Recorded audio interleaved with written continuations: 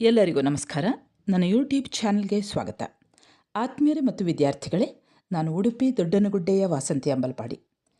ವಿದ್ಯಾರ್ಥಿಗಳೇ ಹಾಗೂ ಆತ್ಮೀಯರೇ, ನೀವಿನ್ನೂ ನನ್ನ ಚಾನಲ್ಗೆ ಹೊಸಬರಾಗಿದ್ದಲ್ಲಿ ಮೊದಲು ಸಬ್ಸ್ಕ್ರೈಬ್ ಮಾಡುವುದನ್ನು ಮರೆಯದಿರಿ. ಹಾಗೆ ಒಂದು ಲೈಕ್ ಕೊಡಿ, ಕಮೆಂಟ್ ಮಾಡಿ ಮತ್ತು ನಿಮ್ಮ ಸ್ನೇಹಿತರಿಗೂ ಕೂಡ ಶೇರ್ ಮಾಡಿ.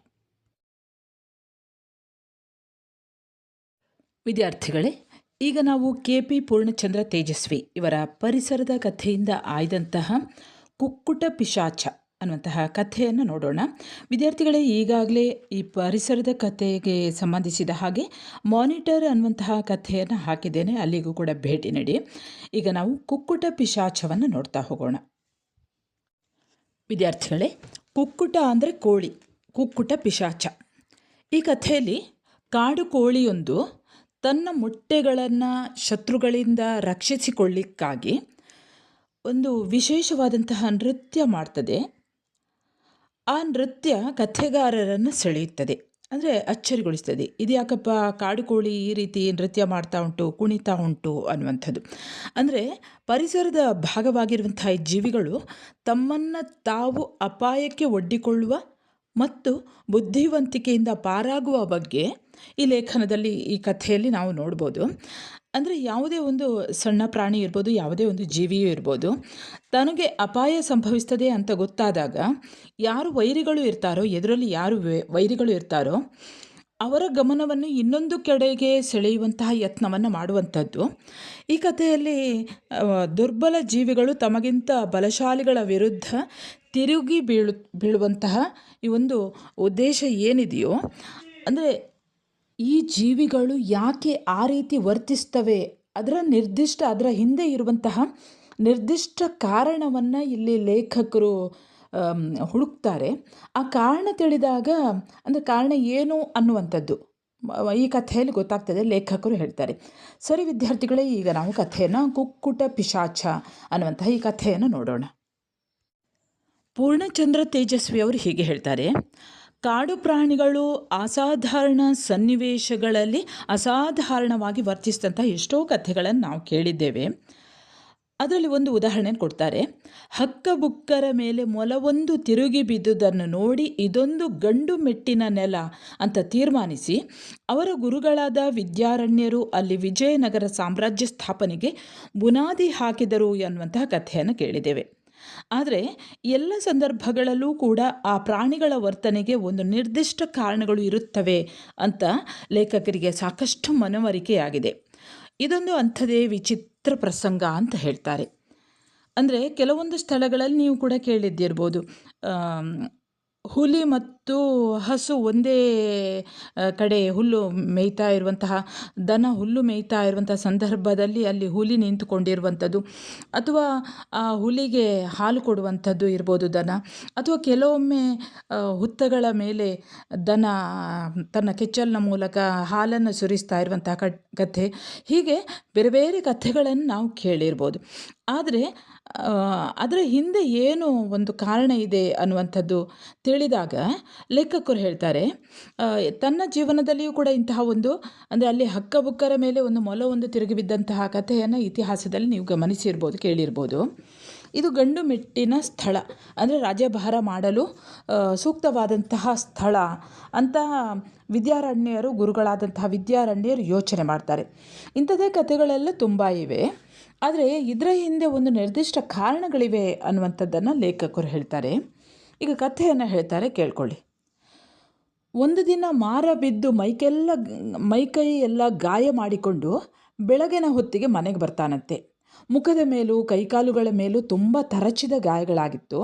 ಆಗ ಲೇಖಕರು ಕೇಳಿದರು, ಯಾಕೋ ಗಾಯ ಮಾಡಿಕೊಂಡಿದ್ಯಾ ಅಂತ ಕೇಳಿದಾಗ ಅವನು ಜನ್ನಾಪುರದಿಂದ ಬರುತ್ತಾ ಈಚಲು ಹರದಲ್ಲಿ ಒಂದು ದೆವ್ವ ಅವನಿಗೆ ಕಾಟ ಕೊಟ್ಟಿತೆಂದು ಅವನನ್ನು ಕರೆದೊಯ್ದು ಒಂದು ಕೊರಕಲಿನೊಳಗೆ ಬೀಳಿಸಿ ಗಾಯ ಮಾಡಿತು ಅಂತ ಹೇಳಿದ. ಅಂದರೆ ಮಾರ ಕೆಲಸದಾಳು, ಲೇಖಕರ ಕೆಲಸದಾಳು, ಅವನ ಮೈಕೈಯೆಲ್ಲ ಗಾಯ ಆಗಿತ್ತು. ಅದಕ್ಕೆ ಕೇಳ್ತಾರೆ ಲೇಖಕರು, ಏನಾಯಿತು ಅಂತ ಕೇಳ್ತಾರೆ. ಆಗ ಯಾವುದೋ ಒಂದು ದೆವ್ವ ಅವನಿಗೆ ಕಾಟ ಕೊಟ್ಟಿತ್ತು. ಆ ಈಚಲು ಅಂದರೆ ಈಚಲು ಮರ ಅಂತ ನೀವು ಕೇಳಿದ್ದಿರ್ಬೋದು. ಆ ಮರದ ಕಡೆಗೆ, ಅಂದರೆ ಅವನು ಜನ್ನಾಪುರದಿಂದ ಬರ್ತಾ ಇರುವಾಗ ಅಲ್ಲಿ ಹೋಗುವಾಗ ದೆವ್ವ ಕಾಟ ಕೊಟ್ಟಿತು. ಅವನನ್ನು ಎಲ್ಲೆಲ್ಲೋ ಕರ್ಕೊಂಡು ಹೋಗಿ ಒಂದು ಕೊರಕಲ್ನಲ್ಲಿ ಹಾಕಿತು ಅಂತ ಅವನು, ಹಾಗಾಗಿ ಗಾಯ ಆಯಿತು ಅಂತ ಅವನು ಲೇಖಕರ ಬಳಿಗೆ ಹೇಳ್ತಾನೆ. ಅವನ ಈ ರೀತಿಯ ಕಥೆಗಳನ್ನು ಲೇಖಕರು ಆಗಿಂದಾಗೆ ಕೇಳ್ತಾ ಇದ್ರು, ಹಾಗಾಗಿ ಅವರೇನು ಅದನ್ನು ಗಂಭೀರವಾಗಿ ಪರಿಗಣಿಸಲಿಲ್ಲ. ಆದರೆ ಈ ಸಲ ಅವನು ಹೇಳ್ತಾನೆ, ಈ ಸಾರಿ ಅವನಿಗೆ ದೆವ್ವ ಕಾಡು ಕೋಳಿಯ ರೂಪದಲ್ಲಿ ಬಂದು ತೊಂದರೆ ಕೊಟ್ಟಿತು ಅಂತ ಹೇಳಿದಾಗ ಲೇಖಕರ ಕುತೂಹಲ ಕೆರಳ್ತದಂತೆ. ಅವರು ಹೇಳ್ತಾರೆ, ಸುಸ್ಮಿತಾ ಅಂದರೆ ಲೇಖಕರ ಮಗಳು, ಪೂರ್ಣಚಂದ್ರ ತೇಜಸ್ವಿ ಅವರ ಮಗಳು ಸುಸ್ಮಿತಾ ಮೈಸೂರಿನಲ್ಲಿ ಲೇಖಕರ ಮಿತ್ರರಾದಂತಹ ನಾಯಕರ ಮನೆಯಲ್ಲಿ ಓದ್ತಾ ಇದ್ಲಂತೆ. ಆಗ ಅವರ ಲೇಖಕರ ಎರಡನೆಯ ಮಗಳು ಈಶಾನ್ಯೆ ಮನೆಯಲ್ಲಿ ಒಬ್ಬಳೇ ಇದ್ಲು. ಅವಳಿಗೆ ಮಾತನಾಡಲಿಕ್ಕೆ, ಆಟ ಆಡಲಿಕ್ಕೆ ಮಾರನೇ ಜೊತೆಗಾರನಾಗಿದ್ದ. ಅವನು ಈಶಾನ್ಯಗೆ ಹೀಗೆ ಹೇಳ್ತಾನಂತೆ, ಅವ್ವ ₹1 ಕೊಡ್ರವ ಶೇಂದಿ ಕುಡಿಯೋದಕ್ಕೆ ಅಂತ ಕೇಳ್ತಾ ಇದ್ದ. ಆ ಮಗಳು ಈಶಾನ್ಯೆ ಅವನಿಗೆ ಶೇಂದಿ ಕುಡಿಯಲು ಹಣ ಕೊಡೋದು ಅದು ತನ್ನ ಕರ್ತವ್ಯ ಅನ್ನುವ ರೀತಿಯಲ್ಲಿ ಅವಳು ಹೋಗಿ ತನ್ನ ಅಮ್ಮನನ್ನು ಕೊಡೋದಿಲ್ಲ ಅಂತ ಹೇಳಿದರೂ ಕೂಡ ಅಮ್ಮನ ಹತ್ತಿರ ಪೀಡಿಸಿ ಕಾಡಿ ದುಡ್ಡು ತೆಗೆದುಕೊಂಡು ಬಂದು ಮಾರನಿಗೆ ಕೊಡ್ತಾ ಇದ್ಲಂತೆ. ಹೀಗೆ ಯಾವಾಗ ಈಶಾನ್ಯ ಹತ್ತಿರ ಹಣವನ್ನು ತೆಗೆದುಕೊಂಡು ಹೋಗ್ತಾನೋ ಅವನು ಶೇಂದಿ ಕುಡ್ಕೊಂಡು ಬರುವಾಗ ಗಾಯ ಎಲ್ಲ ಮಾಡ್ಕೊಂಡು ಬರ್ತಾ ಇದ್ದ. ಹಾಗಾಗಿ ಲೇಖಕರು ಹೇಳ್ತಾರೆ, ಬಹುಶಃ ಈ ಮುದುಕ ಗುಂಡಿಯೊಳಗೆ ಕೊರಕಲ್ನೊಳಗೆ ಬಿದ್ದದಕ್ಕೆ ಈಗ ದೆವ್ವ ಕಾರಣ ಅಂತ ಹೇಳ್ತಾ ಇದ್ದಾನೆ ಅಂತ ಲೇಖಕರಿಗೆ ಅನಿಸ್ತದೆ. ಯಾಕಂದರೆ ಈ ಮೊದಲೆಲ್ಲ ಹಣ ತೆಗೆದುಕೊಂಡು ಹೋಗಿ ಅವನು ಹಾಗೆ ಮೈಕೈಯೆಲ್ಲ ಗಾಯ ಮಾಡ್ಕೊಂಡು ಬರ್ತಾ ಇದ್ದ. ಆದರೆ ಲೇಖಕರು ಈ ಸಾರಿ ಕೇಳಿದಾಗ ಮಾತ್ರ ಅವನು ಹೇಳ್ತಾನೆ, ತಾನು ಜನ್ನಾಪುರದಿಂದ ಬರಬೇಕಾದ್ರೆ ಅಲ್ಲಿ ದಾರಿಯಲ್ಲಿ ಈಚಲು ಮರಗಳೆಲ್ಲ ಇದ್ದಂತಹ ದಾರಿಯಲ್ಲಿ ಬರ್ತಾ ಇರುವಾಗ ಅಲ್ಲಿ ಒಂದು ದೆವ್ವ ಕುಕ್ಕುಟದ ರೀತಿ ರೂಪದಲ್ಲಿ, ಅಂದರೆ ಕೋಳಿಯ ರೂಪದಲ್ಲಿ ತನಗೆ ಕಾಟಗೊಟ್ಟಿತ್ತು, ತನ್ನನ್ನು ಅದು ಕೊರಕಲಿಗೆ ಬೀಳಿಸಿತ್ತು, ಹಾಗಾಗಿ ಮೈಕೈಯೆಲ್ಲ ಗಾಯ ಆಯಿತು ಅಂತ ಹೇಳಿದ್ದನ್ನು ಕೇಳಿದಾಗ ಲೇಖಕರು ಹೇಳ್ತಾರೆ, ಬಹುಶಃ ನೀನು ಕುಡಿದು ಗುಂಡಿಗೆ ಬಿದ್ದು ಈಗ ದೆವ್ವ ಕಾಟ ಕೊಡ್ತು ಅಂತ ಹೇಳ್ತಾ ಇದ್ದಿ ಅಂತ ಅವ್ರು ಜೋರು ಮಾಡ್ತಾರೆ. ಆಗ ಮಾರ ಈ ಈಚಲು ಹರದಲ್ಲಿ ಆ ಈಚಲು ಮರಗಳೆಲ್ಲ ಬೆಳೆದಂತಹ ದಾರಿಯಲ್ಲಿ ಒಂದು ದೆವ್ವ ಹಿಡಿದಂತಹ ಕಾಡು ಕೋಳಿ ಇದೆ. ಆ ಕಾಡು ಕೋಳಿ ಮನುಷ್ಯರು ಬಂದಾಗ ಅದು ನರ್ತನ ಮಾಡ್ತದೆ. ಅದನ್ನು ಹಿಡಿಯಲು ಯಾರಾದರೂ ಹೋದರೆ ಅವರನ್ನು ಹಾಗೆ ಆಕರ್ಷಿಸಿ ಕರೆದೊಯ್ದು ಅದು ಗುಂಡಿಗೆ ಹಾಕ್ತದೆ ಅಂತ ಈ ಮಾರ ಹೇಳಿದಂತಹ ಕಥೆಯನ್ನು ಆತ ಲೇಖಕರ ಮಗಳಾದಂತಹ ಈಶಾನ್ಯ ಬಳಿಯಲ್ಲಿಯೂ ಕೂಡ ಆತ ಹೇಳ್ತಾ ಇದ್ದದನ್ನು ಲೇಖಕರು ಗಮನಿಸ್ತಾರೆ. ಆಗ ಅವ್ರು ಹೇಳ್ತಾರೆ, ಈ ಮಕ್ಕಳಿಗೆಲ್ಲ ನಿನ್ನ ಸುಡುಗಾಡು ದೆವ್ವದ ಕಥೆಯನ್ನು ಹೇಳಿ ನೀನು ಹೆದರಿಸ್ಬೇಡ ಅಂತ ಪೂರ್ಣಚಂದ್ರ ತೇಜಸ್ವಿ ಅವರು ಮಾರನಿಗೆ ಹೇಳ್ತಾರೆ. ಆಗ ಮಾರ ಹೇಳ್ತಾನೆ, ನಾನು ಯಾಕ್ರಯ್ಯ ಸುಳ್ಳು ಹೇಳಿ, ಬೇಕಾದರೆ ನೀವೇ ಆ ಈಚಲು ಹರದಲ್ಲಿ ಓಡಾಡಿ ಆ ಕೋಳಿ ಏನಾದರೂ ಅಲ್ಲಿದ್ದರೆ ಖಂಡಿತ ನಿಮ್ಮೆದುರು ಬಂದು ಕುಣಿದಾಡ್ತದ ಇಲ್ವಾ ನೋಡಿ ಅಂತ ಮಾರ ಪ್ರತಿಯಾಗಿ ಉತ್ತರ ಕೊಡ್ತಾನೆ ಲೇಖಕರಿಗೆ.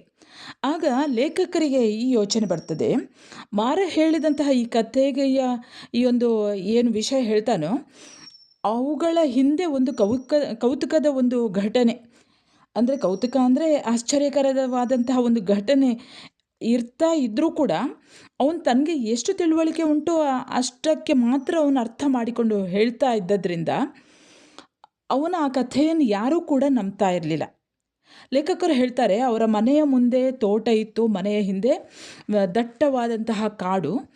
ಆ ಮನೆಯ ಮುಂದಿನ ತೋಟವನ್ನು ದಾಟಿದರೆ ಒಂದು ದೊಡ್ಡ ಗದ್ದೆ ಬಯಲು ಸಿಗ್ತದೆ. ವಿದ್ಯಾರ್ಥಿಗಳು ಇದೆಲ್ಲವನ್ನು ನೀವು ಕಲ್ಪಿಸಿಕೊಳ್ಬೇಕು. ಆ ಗದ್ದೆಯನ್ನು ದಾಟಿದರೆ ವಿಸ್ತಾರವಾದಂತಹ ಒಂದು ಈಚಲು ಮರದ ಆ ದಾರಿ ಹಲವಾರು ಮೈಲುಗಳವರೆಗೆ ಜನ್ನಾಪುರದವರೆಗೂ ಹಬ್ಬಿತ್ತು ಅಂತ ಹೇಳ್ತಾರೆ. ಅಂದರೆ ಅಲ್ಲಿ ಮಾರ ಹೇಳ್ತಾರೆ, ನಾನು ಜನ್ನಾಪುರದಿಂದ ಬರುವಾಗ ಆ ಒಂದು ದೆವ್ವ ಕಾಟ ಕೊಟ್ಟಿತ್ತು ಅಂತ ಹೇಳ್ತಾನಲ್ಲ, ಆ ದಾರಿ ಹೇಗಿತ್ತು ಅಂತ ಲೇಖಕರು ಹೇಳ್ತಾರೆ. ಅಲ್ಲಿ ಎಲ್ಲೋ ಅಲ್ಲೊಂದು ಇಲ್ಲೊಂದು ಮರಗಳನ್ನು ಬಿಟ್ಟರೆ ಇಡೀ ಬಯಲೆಲ್ಲ ಚಿಕ್ಕ ಚಿಕ್ಕ ಈಚಲು ಪೊದೆಗಳಿಂದ ಕಿಕ್ಕಿರಿದು ಹೋಗಿತ್ತು. ಇಲ್ಲಿ ಈಚಲು ಗಿಡಗಳು ಬಯಲು ಸೀಮೆಯ ಈಚಲು ಮರಗಳಂತೆ ಎತ್ತರವಾಗಿ ಬೆಳೆಯುತ್ತಿರಲಿಲ್ಲ. ಅಂದರೆ ನಮ್ಮ ಕಡೆ ಎಲ್ಲ ಬೆಳೆಯುವಂತಹ ಈ ಈಚಲು ಮರಗಳು ದೊಡ್ಡ ದೊಡ್ಡ ಮರಗಳಾಗಿ ಬೆಳೀತದೆ. ಆದರೆ ಆ ಕಡೆ ಬಯಲು ಸೀಮೆ ಈಚಲು ಮರಗಳಂತೆ ಎತ್ತರವಾಗಿ, ಅಂದರೆ ಆ ಮಲೆನಾಡಿನಲ್ಲಿ ಈ ರೀತಿ ಬೆಳೀತಾ ಇರಲಿಲ್ಲ, ಸಣ್ಣ ಸಣ್ಣ ಪೊದೆಯ ರೀತಿಯಲ್ಲಿ ಬೆಳೀತಾ ಇತ್ತಂತೆ. ಅವುಗಳ ಕಾಂಡಗಳು ನೆಲದೊಳಗೆ ಇದ್ದು ಈಚಲು ಗರಿಗಳು ಮಾತ್ರ 5-6 ಅಡಿಗಳ ಎತ್ತರಕ್ಕೆ ನೆಲದ ಮೇಲೆ ಬೆಳೆದಿರ್ತಾ ಇದ್ವು. ಇವು ಬಯಲು ಸೀಮೆಯ ಈಚಲು ಮರಗಳಂತೆಯೇ ಬೇಸಿಗೆಯಲ್ಲಿ ಹೂವು ಕಾಯಿ ಬಿಡುತ್ತಿದ್ದರೂ ಇವುಗಳಿಂದ ಹೆಂಡ ಇಳಿಸಲು ಸಾಧ್ಯವಿರಲಿಲ್ಲ. ಪೊರಕೆ, ಚಾಪೆ ಇತ್ಯಾದಿಗಳನ್ನು ಹೆಣೆಯಲು ಇವುಗಳ ಗರಿಗಳನ್ನು ಉಪಯೋಗಿಸ್ತಾ ಇದ್ರು. ಇದು ಬಿಟ್ಟರೆ ಇವು ಇನ್ಯಾವ ಕೆಲಸಕ್ಕೂ ನಿರುಪಯುಕ್ತವಾದವು. ಅಂದರೆ ಈ ಕಡೆ ಬೆಳೆಯುವ ಹಾಗೆ ಈಚಲು ಮರ ದೊಡ್ಡದಾಗಿ ಬೆಳೀತಾ ಇರಲಿಲ್ಲ. ಅದರಲ್ಲಿ ಹೂವು ಕಾಯಿ ಎಲ್ಲ ಬಿಡ್ತದೆ, ನೀವು ಗಮನಿಸಿರ್ಬೋದು. ಅದರ ಜೊತೆಯಲ್ಲೇ ಹೆಂಡವನ್ನು ತೆಗೆಯಲಿಕ್ಕೂ ಕೂಡ, ಅಂದರೆ ಆ ಈಚಲು ಮರದಲ್ಲಿ ಹೆಂಡ ತೆಗಿತಾ ಇದ್ರು. ಆದರೆ ಅಲ್ಲಿ ಮಲೆನಾಡಿನಲ್ಲಿ ಇದ್ದಂತಹ ಈಚಲು ಮರಗಳು ಈಚಲು ಗಿಡಗಳಾಗಿ ಬೆಳೀತಾ ಇದ್ವಿ ಹೊರತು ದೊಡ್ಡ ದೊಡ್ಡ ಮರಗಳಾಗ್ತಾ ಇರಲಿಲ್ಲ. ಅವುಗಳು ಕೂಡ ಹೂವು ಕಾಯಿಯನ್ನು ಬಿಡ್ತಾ ಇದ್ವು. ಇಲ್ಲಿ ಅವ್ರು ಹೇಳ್ತಾರೆ, ಅದರ ಆ ಒಂದು ಗರಿಗಳಿಂದ ಪೊರಕೆ ಚಾಪೆಯನ್ನು ಹೆಣಿತಾ ಇದ್ದರು. ಅವುಗಳನ್ನು ಮಾಡಲಿಕ್ಕೆ ಅವುಗಳ ಈಚಲು ಗಿಡಗಳ ಗರಿಗಳು ಉಪಯುಕ್ತವಾದವೇ ಹೊರತು ಮತ್ತೇನು ಎತ್ತರಕ್ಕೆ ಬೆಳೆಯದೇ ಇದ್ದದ್ರಿಂದ ಅದರಲ್ಲೇನು ಹೆಂಡ ತೆಗಿಲಿಕ್ಕೆ ಆಗ್ತಾ ಇರಲಿಲ್ಲಂತೆ. ಈ ಈಚಲು ಬಯಲಿನ ನೆಲವು ಮಳೆಯಿಂದ ಮೇಲ್ಮಣ್ಣೆಲ್ಲ ಕೊಚ್ಚಿ ನೊರಜುಗಲ್ಲುಗಳು ಎದ್ದು ಬಂಜರು ನೆಲದ ಹಾಗೆ ಕಾಣ್ತಾ ಇತ್ತಂತೆ.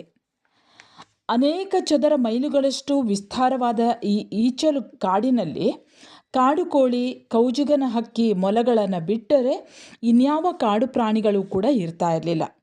ಪ್ರತಿ ವರ್ಷ ಬಿರುಬೇಸಿಗೆಯಲ್ಲಿ ಈ ಈಚಲು ಕಾಡಿಗೆ ಬೆಂಕಿ ಬೀಳ್ತಾ ಇತ್ತು. ಬೆಂಕಿ ಕೊಟ್ಟು ಸುಟ್ಟರೆ ಮತ್ತೆ ಬಹುಬೇಗ ಹಸಿರು ಹುಲ್ಲು ಚಿಗುರುತ್ತದೆ ಎನ್ನುವಂತಹ ನಂಬಿಕೆಯಿಂದ ಆಸುಪಾಸಿನ ಜನರೇ ಅದಕ್ಕೆ ಬೆಂಕಿ ಕೊಡ್ತಾ ಇದ್ರು. ಈಚಲು ಗರಿಗಳೆಲ್ಲ ಸುಡುತ್ತಾ ಅಸಾಧ್ಯ ಹೊಗೆ ಏಳುತ್ತಿದ್ದುದರಿಂದ ಇಡೀ ತಾಲೂಕಿಗೆ ಬೆಂಕಿ ಬಿದ್ದಂತೆ ಹೊಗೆ ಕವಿಯುತ್ತಾ ಇತ್ತು. ಈಚಲು ಬಯಲಿನಲ್ಲಿ ಮನೆ ಮಾಡಿಕೊಂಡಿದ್ದ ಹಕ್ಕಿ, ಕೋಳಿ, ಮೊಲಗಳು ಆಗ ತೋಟಗಳಿಗೂ ದೂರದ ಕಾಡುಗಳಿಗೂ ಕೂಡ ಓಡಿ ಹೋಗ್ತಾ ಇದ್ವು. ಬೆಂಕಿಯ ಉರಿಗೂ ಹೊಗೆಯ ಘಾಟಿಗೂ ಹೆದರಿ ಓಡಿ ಬರುವ ಮೊಲಗಳನ್ನು ಹೊಡೆಯಲು ಶಿಕಾರಿದಾರರು ಗಂಡಿಗಳಲ್ಲಿ ಕಾದು ಕೂರುತ್ತಿದ್ದರು. ಅಂದರೆ ಈಚಲು ಗಿಡಗಳೆಲ್ಲ ಬೆಳೆದು ದೊಡ್ಡ ದೊಡ್ಡ ಪೊದೆಗಳಾದಾಗ, ಹುಲ್ಲುಗಳಿಂದ ತುಂಬಿಕೊಂಡಾಗ ಆಚೆ ಈಚೆ ಇದ್ದಂತಹ ಮನೆಗಳವರು ಏನು ಮಾಡ್ತಾ ಇದ್ರು ಅಂದರೆ ಆ ಒಂದು ಈಚಲು ಕಾಡಿಗೆ ಬೆಂಕಿ ಕೊಟ್ಟು ಬಿಡ್ತಾ ಇದ್ರಂತೆ. ಆಗ ಅಲ್ಲಿದ್ದಂತಹ ಸಣ್ಣ ಪುಟ್ಟ ಹಕ್ಕಿಗಳು, ಮೊಲಗಳು ಎಲ್ಲವೂ ಕೂಡ ಊರಿನ ಕಡೆ ಓಡಿ ಬರ್ತಾ ಇದ್ವಂತೆ. ಆಗ ಬೇಟೆಗಾರರು ಅಲ್ಲೇ ಇದ್ದಂತಹ ಗಂಡಿ ಅಂದರೆ ಇಳಿಜಾರಾದಂತಹ ತಗ್ಗು ಸ್ಥಳ ಅನ್ನುವಂಥ ಅರ್ಥ ಬರ್ತದೆ, ಅಲ್ಲಿ ಕೂತ್ಕೊಂಡು ಮೇಲಿಂದ ಓಡ್ಕೊಂಡು ಬರುವಂತಹ ಒಂದು ಹಕ್ಕಿಗಳನ್ನು, ಕಾಡು ಕೋಳಿಗಳನ್ನು, ಹಾಗೆ ಈ ಮೊಲಗಳನ್ನು ಅವರು ಬೇಟೆ ಆಡ್ತಾ ಇದ್ರಂತೆ. ಬೆಂಕಿಯ ಚಟ ಸದ್ದಿನ ನಡುವೆ ಲೇಖಕರು ಹೇಳ್ತಾರೆ, ಆಗಾಗ ಈ ಈಡುಗಾರರ ಕೋವಿಯ ಸದ್ದೂ ಕೂಡ ಡಮಾರ್ ಎಂದು ಕೇಳ್ತಾ ಇತ್ತು. ಅಂದರೆ ಆ ಬೆಂಕಿ ಒಂದು ಕಡೆ ಆ ಮರಗಿಡಗಳಿಗೆಲ್ಲ ಬೆಂಕಿ ಹತ್ತುತ್ತಾ ಇತ್ತು, ಅದರ ಶಬ್ದ, ಅದರ ಜೊತೆಯಲ್ಲೇ ಈ ಹಕ್ಕಿಗಳೆಲ್ಲ ಓಡ್ಕೊಂಡು ಬರ್ತಾ ಇದ್ವು, ಮೊಲಗಳೆಲ್ಲ ಓಡ್ಕೊಂಡು ಬರ್ತಾ ಇದ್ವಲ್ಲ, ಅವುಗಳನ್ನು ಬೇಟೆಗಾರರು ಬೇಟೆಯಾಡುವಂತಹ ಆ ಕೋವಿಯಿಂದ ಹೊರಗೆ ಹೊರಟಂತಹ ಗುಂಡಿನ ಶಬ್ದಗಳು ಕೂಡ ಕೇಳ್ತಾ ಇತ್ತು. ಎಂತಹ ಕಾಳ್ಗಿಚ್ಚೆ ಏಳಲಿ, ಎಷ್ಟೇ ಸುಡಲಿ, ಈಚಲು ಗಿಡದ ಗರಿಗಳೆಲ್ಲ ಸಂಪೂರ್ಣ ಸುಟ್ಟು ಈಚಲು ಕಾಂಡವೆಲ್ಲ ಮಸಿ ಹಿಡಿದು ಕರಕಲಾಗಿ ಹೋದರೂ ಕೂಡ ಕಲ್ಲಾರಿನ ತುಂಡುಗಳಂತೆ ಕಾಣುವ ಅದರ ಬೊಡ್ಡೆಗಳಿಂದ ಮಳೆ ಬಂದ ಕೂಡಲೇ ದಿಗ್ಗನೆ ಚಿಗುರು ಹೊಮ್ತಾ ಇತ್ತು. 15 ದಿನದೊಳಗೆ ಈಚಲೆಲ್ಲ ಚಿಗುರಿ ಕಣ್ಣು ಕಾಣುವವರೆಗೆ ಈಚಲು ಬಯಲು ಅಲೆ ಅಲೆ ಏಳುವ ಹಸಿರು ಸಮುದ್ರದ ಹಾಗೆ ಕಾಣ್ತಾ ಇತ್ತಂತೆ. ಈ ಈಚಲು ಗಿಡಗಳನ್ನು ಎಷ್ಟೇ ಸುಟ್ಟು ಹಾಕಿದರೂ, ಅವುಗಳು ಎಷ್ಟೇ ಕರಕಲಾಗಿ ಸುಟ್ಟು ಹೋದರೂ ಕೂಡ ಒಂದು ಮಳೆ ಬಿದ್ದರೆ ಸಾಕು, ಎಲ್ಲವೂ ಕೂಡ ಚಿಗುರಿಕೊಂಡು ಬಿಡ್ತಾ ಇದ್ವು. ಅವುಗಳು ಹೇಗೆ ಕಾಣ್ತಾ ಇದ್ದವು ಅಂದರೆ ಹಸಿರಿನ ಅಲೆಗಳ ನಡುವೆ ಹಸಿರು ಅಲೆಗಳಿಂದ ಕೂಡಿರುವಂಥ ಸಮುದ್ರದ ಹಾಗೆ ಕಾಣ್ತಾ ಇದ್ರು ಅಂತ ಇಲ್ಲಿ ಪೂರ್ಣಚಂದ್ರ ತೇಜಸ್ವಿ ಅವರು ಹೇಳ್ತಾರೆ. ಮುಂದೆ ಲೇಖಕರು ಹೇಳ್ತಾರೆ, ವಿದ್ಯಾರ್ಥಿಗಳೇ, ಲೇಖಕರ ತೋಟದಿಂದ ಜನ್ನಾಪುರಕ್ಕೆ ಹೋಗುತ್ತಾ ಮಾರ ರಸ್ತೆಯಲ್ಲಿ ಹೋಗದೆ ಈ ಈಚಲು ಬಯಲಿನಲ್ಲಿ ಇದ್ದಂತಹ ಒಳದಾರಿಯ ಮುಖಾಂತರ ಹೋಗ್ತಾ ಇದ್ದ. ಆತ ಶೇಂದಿ ಕುಡಿದುಕೊಂಡು ಬರುತ್ತಿದ್ದ ಮಾರನ ಎದುರು ಕಾಡು ಕೋಳಿಯೊಂದು ಉರುಳಾಡಿ ರೆಕ್ಕೆ ಬಡಿದುಕೊಂಡು ನರ್ತಿಸಿತಂತ ಆತ ಹೇಳ್ತಾನೆ. ಯಾರೋ ಶಿಕಾರಿಯವರು ಗಾಯ ಮಾಡಿದ ಕೋಳಿ ಇರಬಹುದು. ಈ ಮುದುಕ ಅಂದರೆ ಮಾರ ಆ ನಶೆಯ ಮತ್ತಿನಲ್ಲೇ ಅದನ್ನು ಹಿಡಿಯಲು ಓಡ್ತಾನೆ. ಅಂದರೆ ಆ ಕೋಳಿ ಅವನ ಎದುರಿಗೆ ಬಂದು ಕುಣಿತದೆ, ವಿಚಿತ್ರವಾಗಿ ನೃತ್ಯ ಮಾಡ್ತದೆ. ಇವನೇನು ಮಾಡ್ತಾನೆ, ಮೊದಲೇ ಕುಡ್ದಿದ್ದಾನೆ, ಅದನ್ನು ಹಿಡಿದು ಪದಾರ್ಥಕ್ಕೆ ಆದರೂ ಆಗ್ತದೆ ಅಂತ ಯೋಚನೆ ಮಾಡಿಕೊಂಡು ಆ ಕೋಳಿಯನ್ನು ಹಿಡಿಲಿಕ್ಕೆ ಹೋಗ್ತಾನೆ. ಕೋಳಿಯಂತೂ ಇನ್ನೇನು ಮಾರನ ಕೈಗೆ ಸಿಕ್ಕೇ ಬಿಟ್ಟಿತು ಅನ್ನುವ ಹಾಗೆ ಅದು ಓಡ್ತಾ ಓಡ್ತಾ ಹೋಗ್ತದೆ. ಶೇಂದಿಯ ಒಂದು ನಶೆ ಇಲ್ಲದಿದ್ದರೆ ಅದನ್ನು ಖಂಡಿತ ಹಿಡಿದು ಕುತ್ತಿಗೆ ಮುರಿದೇ ಬಿಡ್ತಿದ್ದೆ ಅಂತ ಮಾರ ಹೇಳ್ತಾನೆ. ಮಾರ ತೂರಾಡುತ್ತಾ ಎದುರು ತಕಪಕ ಕುಣಿತಾ ಇದ್ದಂತಹ ಕೋಳಿಯನ್ನು ಬೆನ್ನು ಹತ್ತಿದಾಗ ಕೈಗೆ ಬಂದ ತುತ್ತಿನಂತೆ ಕಾಣುತ್ತಿದ್ದ ಅದನ್ನು ಗಮನಿಸ್ತಿದ್ದನೇ ಹೊರತು, ಅಂದರೆ ಅವನ ಹತ್ರಕ್ಕೆ ಸಿಕ್ಕಿದ ಹಾಗೆ ಮಾಡ್ತದೆ. ಇನ್ನೇನು ಕೈಯಲ್ಲಿ ಅದನ್ನು ಹಿಡಿಬೇಕು ಅನ್ನುವಾಗ ಸ್ವಲ್ಪ ಅದು ದೂರ ಓಡ್ತದಂತೆ. ಇವನೇನು ಮಾಡ್ತಾನೆ, ಅದನ್ನು ಹಿಡಿಲಿಕ್ಕೆ ಹೋಗ್ತಾ ಇದ್ದಾಗ ಆ ಕಣ್ಣು ಕೋಳಿಯ ಮೇಲೆ, ಗಮನವೆಲ್ಲ ಕೋಳಿಯ ಮೇಲೆ ಇತ್ತು. ತನ್ನ ಕಾಲಬುಡವನ್ನು ಅವನು ನೋಡ್ಕೊಳ್ತಾ ಇರಲಿಲ್ಲಂತೆ. ಹಾಗಾಗಿ ಗುಂಡಿಯಲ್ಲಿ ಅವನು ಬಿದ್ದು ಬಿಡ್ತಾ ಇದ್ದ. ಹೀಗೆ ಮುಗ್ಗರಿಸಿ ಬಿಡ್ತಾನೆ. ಕೋಳಿ ತನ್ನ ಪಾಡಿಗೆ ತಾನು ಪರಾರಿಯಾಗಿ ಹೋಗ್ತದೆ.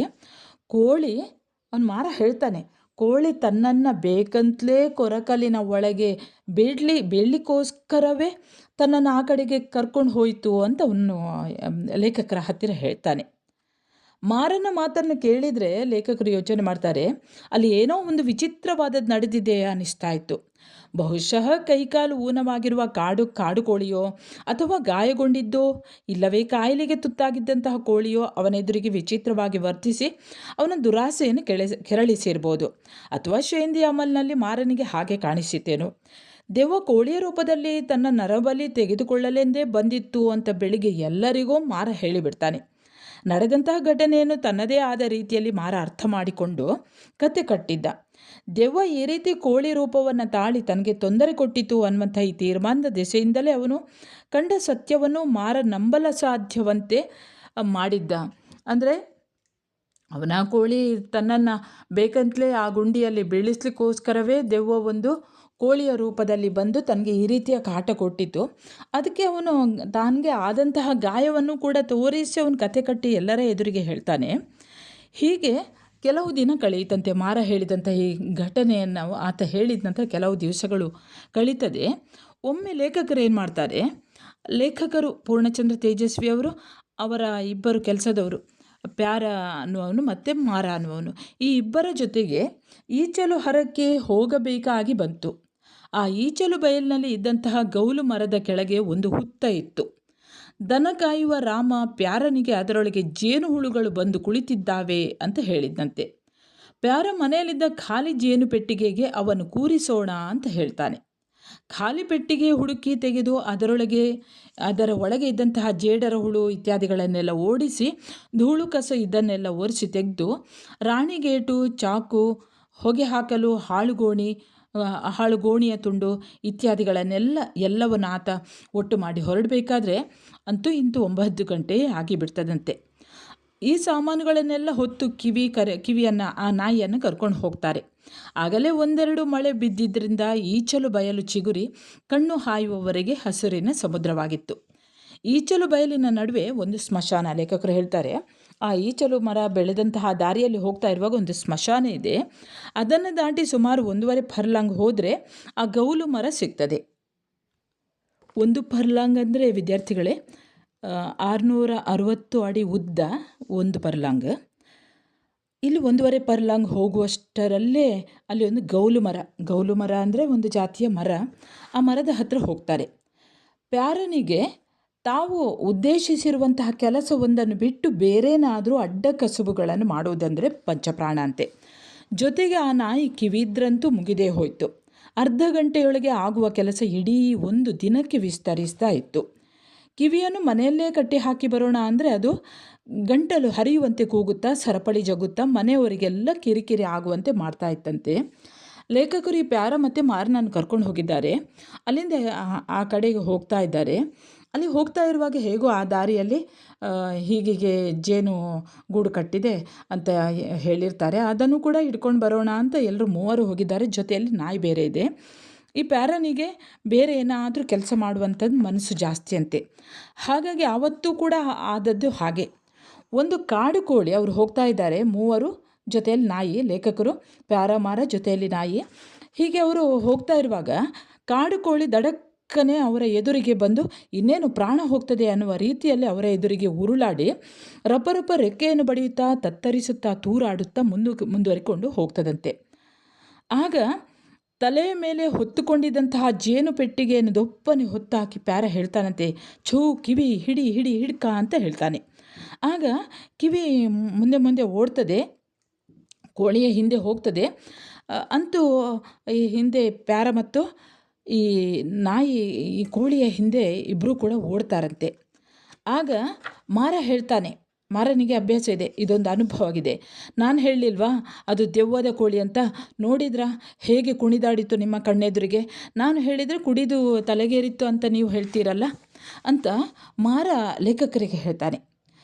ಆಗ ಅವರಿಬ್ಬರು ಓಡಿದ್ದಾರೆ, ಕಿವಿ ಮತ್ತು ಪ್ಯಾರ ಇಬ್ಬರೂ ಹೋಗಿದ್ದಾರೆ. ಅವರನ್ನೇ ನೋಡ್ತಾ ಲೇಖಕರು ನಿಂತ್ಕೊಳ್ತಾರೆ. ಲೇಖಕರಿಗೆ ಆವತ್ತು ಮಾರ ಹೇಳಿದಂತಹ ಕಥೆ ಮರೆತು ಹೋಗಿರ್ತದೆ. ಈಗ ಮಾರ ಹೇಳಿದಂತಹ ಕಥೆ ನಿಜವಾಗಿ ಕಾಣ್ತದೆ. ಯಾಕಂದರೆ ಕೋಳಿ ಆ ರೀತಿ ವರ್ತಿಸಿರ್ತದೆ. ದೆವ್ವ ಹಿಡಿದಂತೆ ನೆಲದ ಮೇಲೆ ಬಿದ್ದು ತಕ್ಕಪಕ್ಕ ಕುಣಿದಾಡಿತ್ತು. ನೋಡಿದರೆ ಮಾರ ಹೇಳಿದ್ರಲ್ಲಿ ಅಂತಹ ಉತ್ಪ್ರೇಕ್ಷೆ ಏನೂ ಇರಲಿಲ್ಲ. ಆದರೆ ಈ ಸಾರಿ ಪ್ಯಾರನ ಜೊತೆ ಕಿವಿಯೂ ಇದ್ದದ್ರಿಂದ ಹೋದ ಸಾರಿಯಂತೆ ಕೋಳಿ ಕೈಕೊಟ್ಟು ಓಡಿ ಹೋಗುವುದು ಸುಲಭವಾಗಿರಲಿಲ್ಲ. ಎದುರಿನ ಆ ಎತ್ತರದ ಸ್ಥಳದಲ್ಲಿ ಈಚಲು ಪೊದೆಗಳ ನಡುವೆ ಪ್ಯಾರನೂ ಕಿವಿಯೂ ಕೋಳಿಯನ್ನು ಹುಡುಕ್ತಾ ಇದ್ದದ್ದು ಅವರು ಎಬ್ಬಿಸ್ತಾ ಇದ್ದಂಥ ಗಲಾಟೆಯಿಂದ ಗೊತ್ತಾಗ್ತಾ ಇತ್ತು.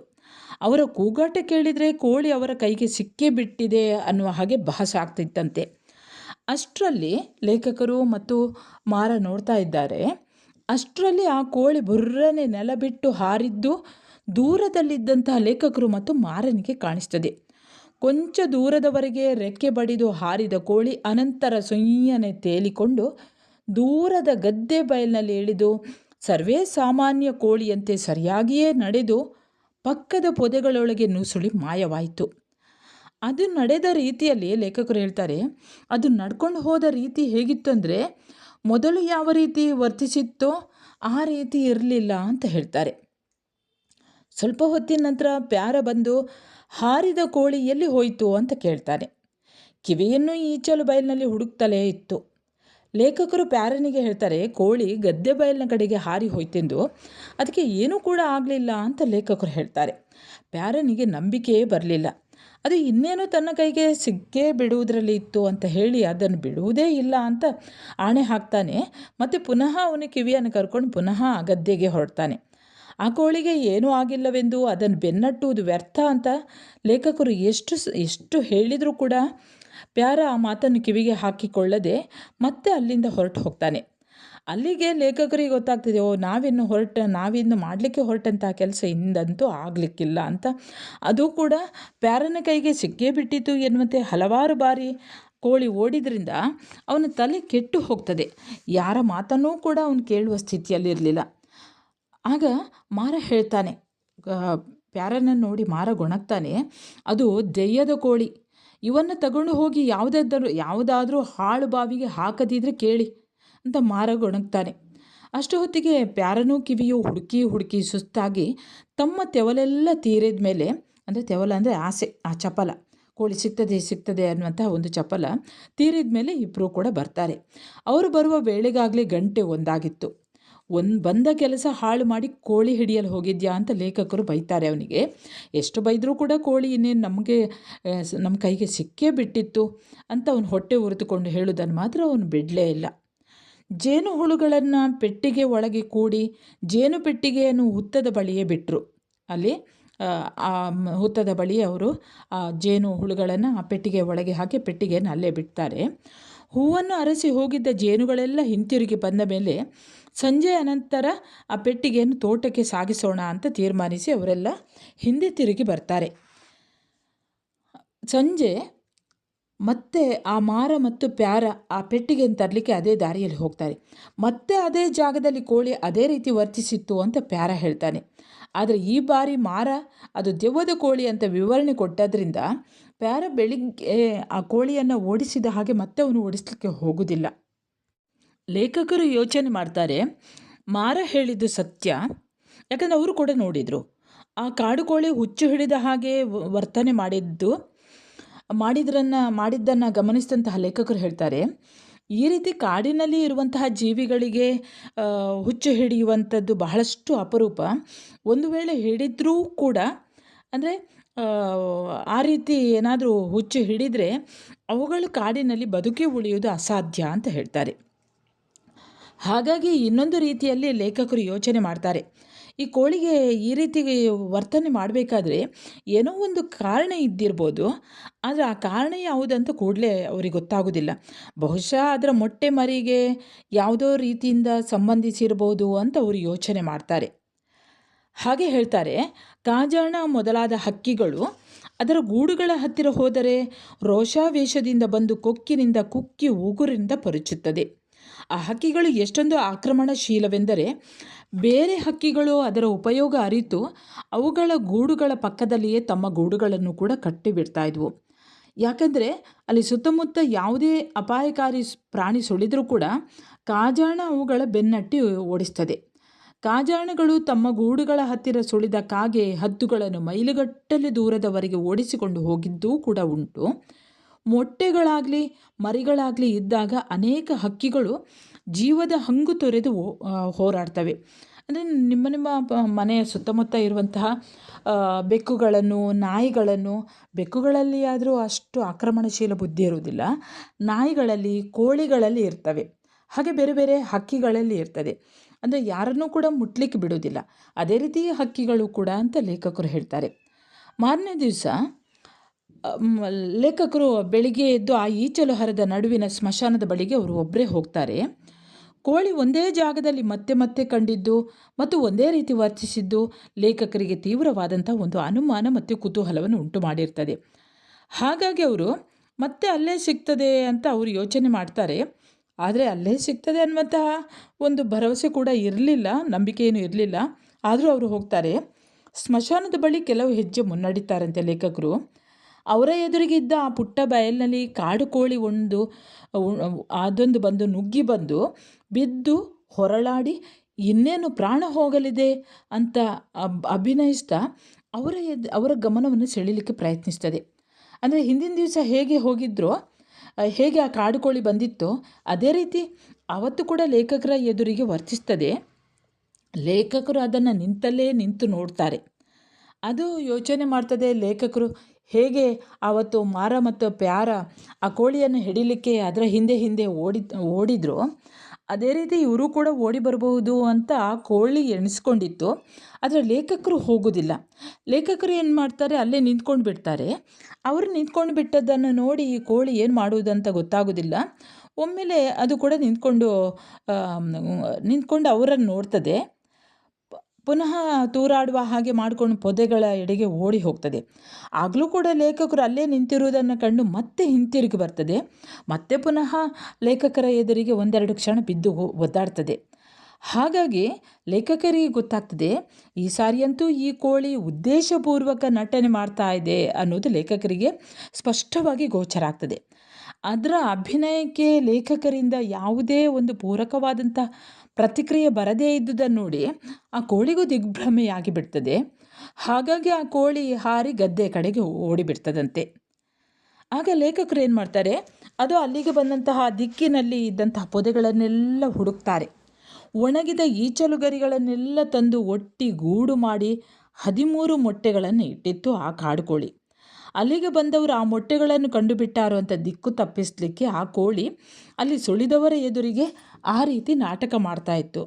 ಪ್ಯಾರನೋ ಕಿವಿಯೋ ಅದನ್ನು ಬೆನ್ನಟ್ಟಿದಾಗ ಇನ್ನೇನು ಕೈಗೆ ಸಿಕ್ಕೇ ಬಿಟ್ಟಿತ್ತು ಅನ್ನುವ ಹಾಗೆ ನಟನೆ ಮಾಡ್ತಾ ಅವರನ್ನು ಸಾಕಷ್ಟು ದೂರ ಎಳೆದೊಯ್ದು ಆನಂತರ ಅದು ಹಾರಿ ಪರಾರಿಯಾಗಿತ್ತು. ಆಗ ಲೇಖಕರಿಗೆ ಈ ಕಾಡು ಪ್ರಾಣಿಗಳ, ಪಕ್ಷಿಗಳ ಈ ತಂತ್ರ ಗೊತ್ತಾದಾಗ ಈ ರೀತಿ ವರ್ತಿಸಿದಾಗೆಲ್ಲ ಸುತ್ತಮುತ್ತ ಗಮನವಿಟ್ಟು ಹುಡುಕಿ ಅವುಗಳ ಮೊಟ್ಟೆಗಳನ್ನು ಪೊದೆಗಳ ಸಂದುಗಳಲ್ಲಿ ಕೂರಿಸಿದ್ದ ಮರಿಗಳನ್ನು ಪತ್ತೆ ಮಾಡಿದ್ರಂತೆ ಲೇಖಕರು. ಇವುಗಳಲ್ಲಿ ಲೇಖಕರು ಏಲಕ್ಕಿಯ ಹರನಲ್ಲಿ ಪತ್ತೆ ಮಾಡಿದಂತಹ ಸ್ಪೈಡರ್ ಹಂಟರ್ ಅನ್ನುವಂತಹ ಒಂದು ಹಕ್ಕಿಯ ಗೂಡು ಸಹ ಒಂದು ಅಂತ ಹೇಳ್ತಾರೆ. ಬಹುಶಃ ಆ ಹಕ್ಕಿ ಕೂಡ ಅದೇ ರೀತಿ ವರ್ತನೆ ಮಾಡಿದ್ದಿರ್ಬೋದು. ಅವರು ಹೇಳ್ತಾರೆ, ಈ ಸ್ಪೈಡರ್ ಹಂಟರ್ ಬಗ್ಗೆ ಹೇಳ್ತಾರೆ. ಸ್ಪೈಡರ್ ಹಂಟರ್ ಅಂದರೆ ಬಾಳೆಗುಬ್ಬಿ ಅಥವಾ ಸ್ಪೈಡರ್ ಹಂಟರ್. ಈ ಹಕ್ಕಿಯ ಜೋಡಿಗಳೆರಡೂ ಒಮ್ಮೆ ಲೇಖಕರ ಎದುರಿಗೆ ಮರದ ಮೇಲಿಂದ ಬಿದ್ದು ಒಮ್ಮೆಲೆ ಗಾಯಗೊಂಡ ಹಾಗೆ ಮಾಡಿ ಲೇಖಕರ ಎದುರಿಗೆ ಈ ಬಿದ್ದು ಒದ್ದಾಡ್ತವಂತೆ. ಆಗ ಅವರು ಆ ಹಕ್ಕಿಗಳು ಒದ್ದಾಡಿದ ನೋಡಿದರೆ ಹೊರತು ಅಲ್ಲಿ ಎಲ್ಲಿಯೂ ಕೂಡ ಅದರ ಗೂಡು ಲೇಖಕರಿಗೆ ಪತ್ತೆ ಮಾಡಲಿಕ್ಕಾಗಲಿಲ್ಲಂತೆ. ಕೊನೆಗೆ ಅವರು ಪಕ್ಷಿ ತಜ್ಞರಾದಂತಹ ಸಲೀಂ ಅಲಿ ಅವರ ಪುಸ್ತಕವನ್ನು ತೆಗೆದು ನೋಡಿದ್ರಂತೆ. ಆಗ ಆ ಬಾಳೆಗುಬ್ಬಿ ಪಕ್ಷಿಗಳು ಬಾಳೆ ಗಿಡದ ಎಲೆಗಳ ಅಡಿಯಲ್ಲಿ ಅದಕ್ಕೆ ಅಂಟಿಕೊಂಡ ಹಾಗೆ ಜೇಡರ ಬಲೆಗಳಿಂದ ಗೂಡು ಕಟ್ಟುತ್ತವೆಂದು ವಿವರಿಸಿತ್ತು ಆ ಪುಸ್ತಕದಲ್ಲಿ. ಇದೊಂದು ಸಣ್ಣ ಸೂಚನೆ ಲೇಖಕರಿಗೆ ಮಾರನೇ ದಿನ ಅವರ ಆ ಬಾಳೆಗುಬ್ಬಿಯ ಗೂಡುಗಳನ್ನು ಪತ್ತೆ ಮಾಡುವಾಗ ಅವರಿಗೆ ಗೊತ್ತಾಯ್ತಂತೆ. ಮರುದಿವಸ ಹೋಗಿ ಅವರು ಪತ್ತೆ ಮಾಡ್ತಾರೆ. ಸಲೀಂ ಅಲಿಯವರ ಪುಸ್ತಕದಿಂದ ಲೇಖಕರಿಗೆ ಒಂದು ವೇಳೆ ಸೂಚನೆ ಸಿಕ್ಕಿರದಿದ್ದರೆ ಅವರಿಗೆ ಆ ಗೂಡುಗಳನ್ನು ಪತ್ತೆ ಹಚ್ಚಲಿಕ್ಕೆ ಸಾಧ್ಯ ಆಗ್ತಾ ಇರಲಿಲ್ಲ. ಪರ್ವತ ಬಾಳೆ ಎಲೆಯ ತಳಭಾಗದಲ್ಲಿ ಆ ಬಾಳೆ ಗಿಡದ ಹಾಗೆ ಬಾಳೆ ಎಲೆಯ ಹಾಗೆ ಕಾಡುಗಳಲ್ಲೆಲ್ಲ ಇರ್ತದೆ, ಅದಕ್ಕೆ ಪರ್ವತ ಬಾಳೆ ಅಂತ ಹೇಳ್ತಾರೆ. ಆ ಬಾಳೆ ಎಲೆಯ ಅಡಿಯಲ್ಲಿ ಇವುಗಳು ಗೂಡನ್ನು ಕಟ್ಟಿಕೊಂಡಿತ್ತಂತೆ. ಅದನ್ನು ನೋಡ್ತಾರೆ ಲೇಖಕರು. ಏನು ಮಾಡ್ತಾರೆ, ಲೇಖಕರು ಆ ಗೂಡನ್ನು ನೋಡಲಿಕ್ಕೆ ಹೋದಾಗ ಅವರ ತಲೆಯ ಮೇಲೆ ಗಟ್ಟಿಯಾಗಿ ಅರ್ಚಾಡ್ತವಂತೆ, ಕಿರ್ಚುತ್ತವಂತೆ ಅವರ ತಲೆ ಮೇಲೆ. ಅಂದರೆ ಇವರು ಗೂಡನ್ನು ತೆಗಿತಾರೆ ಅಂತ. ಹಾಗಾಗಿ ಲೇಖಕರು ಏನು ಮಾಡ್ತಾರೆ, ಆದಷ್ಟು ಬೇಗ ದೂರ ಅಲ್ಲಿಂದ ಬಂದು ಬಿಡ್ತಾರಂತೆ. ಹೀಗೆ ಕೋಳಿ ಕುಣಿದಾಡಿದ್ದನ್ನು ನೋಡಿದಂತಹ ಆ ಕೋಳಿಗೆ ದೆವ್ವ ಹಿಡಿದಿದೆ ಅಂತ ಮಾರ ತೀರ್ಮಾನಿಸಿದಂತೆಯೇ ಮೊಲ ತಿರುಗಿ ಬಿದ್ದುದನ್ನು ನೋಡಿ ವಿದ್ಯಾರಣ್ಯರು ಇದು ಗಂಡು ಮೆಟ್ಟಿನ ನೆಲ ಅಂತ ತೀರ್ಮಾನಿಸಿದ್ದರೋ ಏನೋ ಲೇಖಕರು ಹೇಳ್ತಾರೆ. ಅಲ್ಲಿ ಮೊಲ ತಿರುಗಿ ಬೀಳಬೇಕಾದ್ರೆ, ವಿದ್ಯಾರಣ್ಯರು ಹೋಗ್ತಾ ಇರುವಾಗ ಮೊಲ ತಿರುಗಿ ಬೀಳಬೇಕಾದ್ರೆ ಅಲ್ಲೆಲ್ಲೋ ಅದರ ಗೂಡು ಅಥವಾ ಅಲ್ಲೆಲ್ಲೋ ಅದು ಮರಿ ಇಟ್ಟಿರಬಹುದು ಅಂತ ಲೇಖಕರಿಗೆ ಈ ಪುಸ್ತಕವನ್ನು ಓದಿದ ನಂತರ, ಈ ಕಾಡುಕೋಳಿಯ ವರ್ತನೆಯನ್ನು ನೋಡಿದ ನಂತರ ಯೋಚನೆ ಮಾಡ್ತಾರೆ. ಬಹುಶಃ ಕೊಂಚ ತಾಳ್ಮೆಯಿಂದ ಹುಡುಕಿ ನೋಡಿದ್ದರೆ ಮೊಲ ತಿರುಗಿ ಬಿದ್ದಿದ್ದಕ್ಕೆ ಬೇರೇನಾದರೂ ಕಾರಣ ಕಂಡುಬರುತ್ತಿತ್ತು ಅಂತ ಲೇಖಕರಿಗೆ ಅನಿಸ್ತದೆ. ಸರಿ ವಿದ್ಯಾರ್ಥಿಗಳೇ, ಇಲ್ಲಿಗೆ ಪೂರ್ಣಚಂದ್ರ ತೇಜಸ್ವಿ ಅವರು KP ಪೂರ್ಣಚಂದ್ರ ತೇಜಸ್ವಿ ಅವರು ಬರೆದ ಕುಕ್ಕುಟ ಪಿಶಾಚ ಅನ್ನುವಂತಹ ಕಥೆ ಮುಕ್ತಾಯವಾಗ್ತದೆ. ಮೊದಲೇ ಇದಕ್ಕೆ ಈ ಒಂದು ಪಾಠಕ್ಕೆ ಸಂಬಂಧಿಸಿದ ಹಾಗೆ ಪ್ರಶ್ನೆಗಳನ್ನು ಕೊಟ್ಟಿದ್ದೇನೆ, ಸರಿಯಾಗಿ ಕೇಳಿಸ್ಕೊಳ್ಳಿ. ಸರಿ ವಿದ್ಯಾರ್ಥಿಗಳೇ, ಇನ್ನೊಂದು ಹೊಸ ವಿಷಯದೊಂದಿಗೆ ಮತ್ತೆ ಬರುತ್ತೇನೆ. ಅಲ್ಲಿಯವರೆಗೆ ನಮಸ್ಕಾರ.